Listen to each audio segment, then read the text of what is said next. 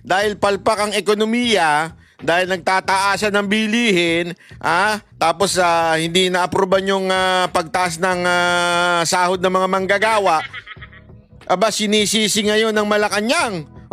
Sinisisi ata ni Marcos na hindi kasi nagsasalita yung taga-spokesperson niya.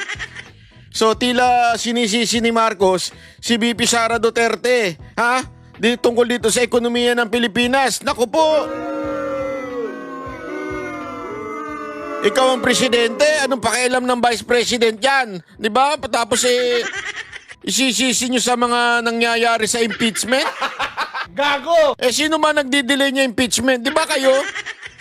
Inaantay lang kayo ng Senado Anak kayo ng tutsang kalabaw, Hindi pa sumasagot yung mga bata mo sa kamera. Tapos sasabihin mo, dinidelay. Ay, napakasinungaling nyo talaga. Ito, pakinggan natin yung tagapagsalita ng palasyo.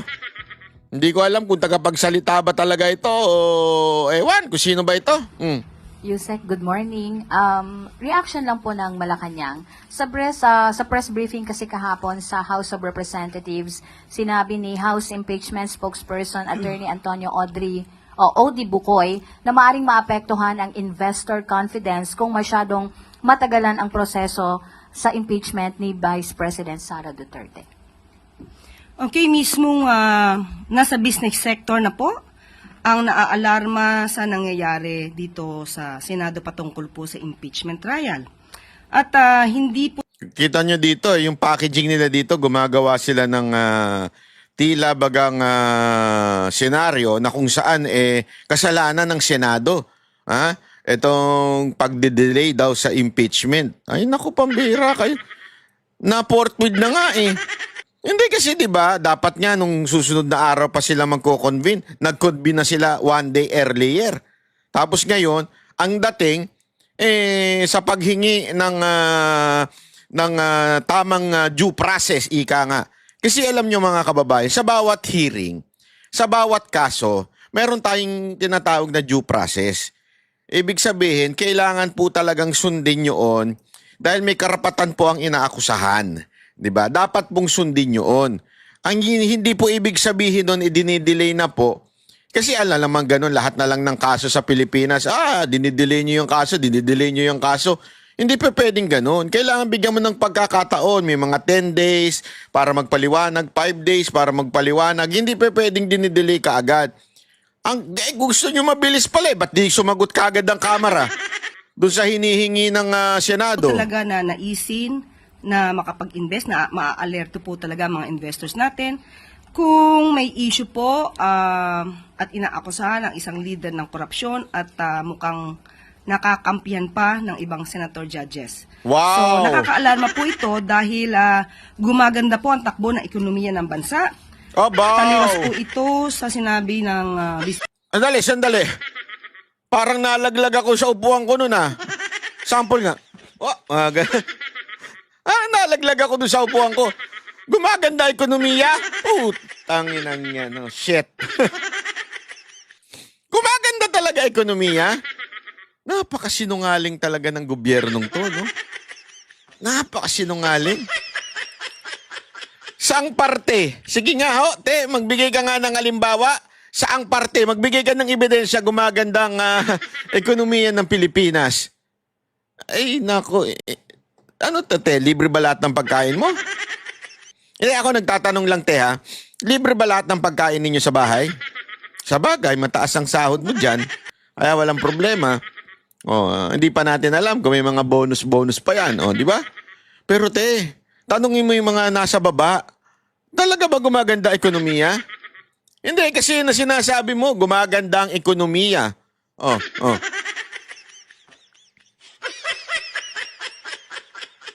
Diba? Gumaganda ang ekonomiya.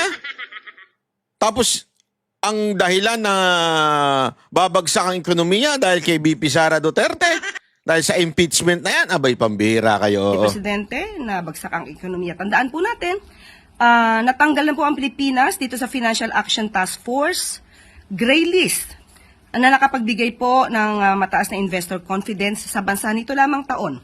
At sinabi rin po ng ADB na maintain po ng Pilipinas ang napakaganda pong economic outlook for 2025.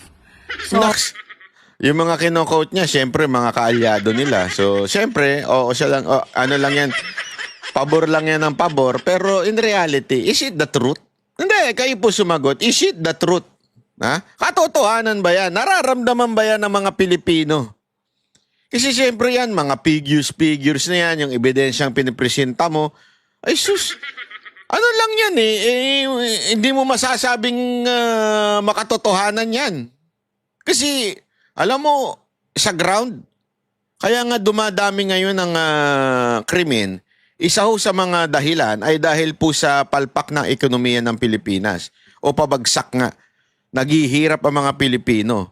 'Di ba? Alam mo, kahit nga minsan sa mga Grab nagugulat na lang ako, hindi ko po ito although bawal po sa kanila yan, alam ko bawal sa kanila yan, pero talagang literal yung mga driver nanghihingi na ng tip. Nanghihingi na ng pandagdag. Oo. Minsan, alam mo nakakabuisit kasi parang, ano ba, may bahay. Kaya nga kami nagpa-grab kaya nga nagpa-deliver kasi fix na yung amount, tas manghihingi ka pa, di ba? May mga ganyan Pero minsan, alam mo, naiisip ko na kawawa rin naman kasi yung mga Pilipino di ba? Kawawa rin po kasi talaga yung mga Pilipino sa nangyayari sa Pilipinas. Yung pataas ng presyo ng bilihin, yung basic needs. Meralco, di ba? Magtataas nga din daw. Hanggang ngayon, hindi pa nasusolusyonan yung problema na yan. Pati sa tubig. Lahat na po. Ito may meron pang banta na tataas ang presyo ng gasolina dahil sa gera sa Iran at saka sa Israel, di ba? Pero, baka kasi sabihin nyo iba, sandali, Banat Bay, kasalanan ba ni Marcos yan? Ba't dati sinasabi nyo, di nyo kasalanan ni Duterte yan pag tumaas ang gasolina? Tama kayo dyan. Ako, I agree with that. Hindi kasalanan ni Marcos kung sakaling tumaas ang presyo ng gasolina. Ngunit, datapot subalit. Alam mo nang mangyayari. Actually, alam mo nang mamaya papakita natin na hindi talaga prepared itong gobyerno to sa gera Alam mo na may nangyayari. Di ba? Dapat magkakaroon ka ng contingency plan. Ano ang plano? Paano kung biglang nagka-problema talaga tayo sa gasolina? Handa ba tayo? Pag nagtaasan yan, kasi magtataasan talaga yan dahil nung pagtitignan mo yung mapa ng Israel at saka Iran, magkalayo siya Talagang may tinatalunan siya mga bansa. At itong mga bansa na ito, naantala yung dinadaanan ng krudo, naantala syempre. So, definitely, pag konti ang supply, tataas po ang demand. And pag tumaas ang demand, pambihira, tataas ang presyo niyan. So dapat nakikita mo na yan. Sabi nga, a good leader creates problem. Ang labo mo ba, Natbaya? Dali, papaliwanag ko. Actually, si Isko nagsabi sa akin ito Tama naman iniisip ko. Dapat, kung ikaw ay good leader, wala pang problema, iisip ka na ng problemang mangyayari. Para, ready ka na, hindi ka reaction lang ng reaction. O react ka lang ng react. Di ba? Hindi pwede. Dapat, wala pang problema, mag-create ka na ng problem. Ano kaya magiging problema dito? Pag nagkagera, ano mangyayari? So, anong gagawin natin ngayon? Diba? Dapat ganun. Hindi Tingnan nyo, mamaya papakita ko, hindi ready si Marcos dito sa gera na to. Nakakahinayang po kung ang ekonomiya natin ay maapektuhan ng dahil lang po sa nangyayari sa Senado. So, ang panawagan lang din po natin sa Senado patungkol po sa impeachment trial, hindi naman po para pabilisin o manghimasok tayo sa ginagawang impeachment trial, kundi sundin naman po ang konstitusyon at ang... Hindi, bakit ka pa dumadaldal dyan? Ayaw mong pabilisin. Dito tumahimik ka na. Dapat, pagdating sa impeachment, no comment po kami. Yan po ay jurisdiction na po ng Senado at ng Kamara. No comment po kami dyan. Ba't dumadaldal ka pa? Rule of law. Yan din lang po ang ninanais ng Makati Business Club. On the other, Yusek, sang-ayon po ba ang Malacanang sa panawagan ng business community na kailangan talagang bilisan na ang trial upang mapanatili ang katatagan ng ekonomiya at kumpiyansa? Binabasa. Utos na naman sa newsroom niya yan, Pabilisin talaga ang ang impeachment. Bakit ba atat-natat kayo sa impeachment, no? Itong mga media na to. Kasi siyempre, sila nga nag-create din ng problem magaling din to media Sabi lang, hindi pwedeng manalong presidente si BP Sara Duterte. yari na naman yung mga tax-tax natin. Kaya kailangan talagang hindi siya manalo. So, gawa na natin ng paraan ngayon pa lang. Ganon siguro mga nasa isip niya mga yan, no? Mga investor na mamuhunan sa ating bansa. Muli ulitin natin, hindi po kasi manghihimasok ang Pangulo sa proseso sa Senado patungkol po sa impeachment trial. Oh, shut up na. Pero kung yan po ang nakikita po ng mga... Oh, ba't may kaduktong pa talaga? Ang biya. Ano ba? May kaduktong pa talaga? Ay, sus. Gago! Tama na yun eh. Dapat ganun na lang eh. Yun na yung sagot dun eh. Hindi ang katatagan ng ekonomiya at kumpiyansa ng mga investor na mamuhunan sa ating bansa. Muli ulitin natin, hindi Oh. po kasi manghihimasok ang Pangulo sa proseso sa Senado patungkol po sa Yan. impeachment trial. Tapos na. Tama na. Diyan na lang. If you are a good spokesperson of this administration, and since wala naman pong jurisdiction ng presidente, hanggang dyan na lang. Oh, shut up na. Shut up. Eh, bakit tutuloy-tuloy ka pa? Pero kung yan po ang nakikita Ay, po ng sus! mga nagnenegosyo, Hindi talaga niya matanggap, no? Madam, alam mo ko ako sa'yo, you really have to stop yung pagbablog. Oo, sa tingin ko lang ha. Bakit? Kasi nadadala mo dyan eh. Siguro, sanay kayang opinion. Kasi nga ngayon, tuloy-tuloy yung vlog niya na.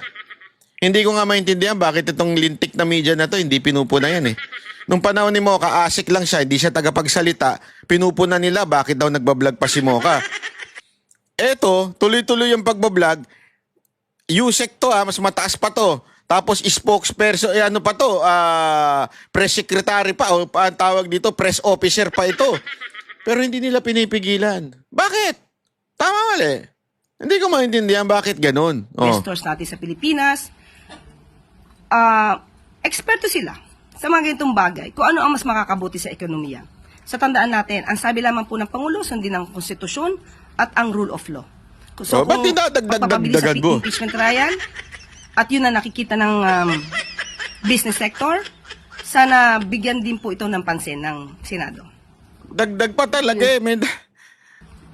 Kailangan talaga magdagdag, ma'am. Pambira ka, oo. Pambira ka talaga. Kaya na lang din nagagalit sa ang taong bayan eh. Dahil sa ganyan mong bida-bida eh. Hindi, alam mo, ito ang daming dapat pagtuunan ng pansin ng gobyernong ito. Hindi ko maintindihan bakit yung lintik na impeachment na yan ng araw-araw na lamang pong tinatapik. Ito, papakita ko sa inyo ha. Ayan. Ito. Kita nyo ito? Inihayag ng DWM, yung Department of Worker, parang mali, DMW yan eh. Ito naman si Balita. DMW yan, di ba Department of Migrant Workers yan? Ba't nauna yung workers sa migrant? Na pumalo na sa mahigit 100 mga Pinoy ang nagnanais ng makabalik ng Pilipinas mula sa Israel kasunod ng tumitinding tensyon sa pagitan ng naturang bansa at Iran. Nako po. Saklolo! Marami pang Pilipino. Ayan ha. So alam mo, ito. Ito yung sinasabi natin eh. Ang dami-daming pwedeng pagkukulang pansin ng Pangulo. Nagbibisi-bisihan kayo sa impeachment. Di ba? Alam mo, nung panahon ni Pangulong Duterte, tatandaan ninyo yung pandemya. Alam niyo ba kung anong ginawa niya? Kasi ito, pinuna sa government to noon eh. Pinuna ng mga bakit kayo nagre-renta, gumagastos kayo ng charter plane, yung yung para bagang babayaran mo yung paglipad ng eroplano doon. Tapos pabalik. Ibig sabihin, bayad na. Talagang para kang kumuha ng private plane para maibalik dito. Hindi commercial, hindi sinakay isa-isa sa commercial, hindi ganon. Talagang kumuha ng eroplano, tapos pinapunta dun sa mga bansa na kailangan na nila umuwi dito because of the lockdown ng pandemya. Di ba? May ganon. Alam niyo mga kababayan, pinuna yan nung panahon ni Duterte. Pero sa totoo lang, tama yun eh. Kasi aanuhin mo ang pera kung wala na ang tao. Kaya mamili na kayo, mag-shopping na kayo. Hindi, biro lang. Di ba, aanuhin mo yung pera ng gobyerno, kung mamamatay naman yung mga tao doon dahil nga naman yun yung panahon ng pandemya. Ngayon, ba't hindi gawin ito? Nagtitipid tayo? Ano ba? Mas mahalaga ba yung pera kaysa sa mga Pilipinong... Nakita nyo na ba? Ako, pinapanood ko sa video yung mga nangyayari sa Israel, Arab, Iran. Grabe, sabi ko. Gera talaga. Kasi yung 'di ba napanood natin yung nangyayari doon sa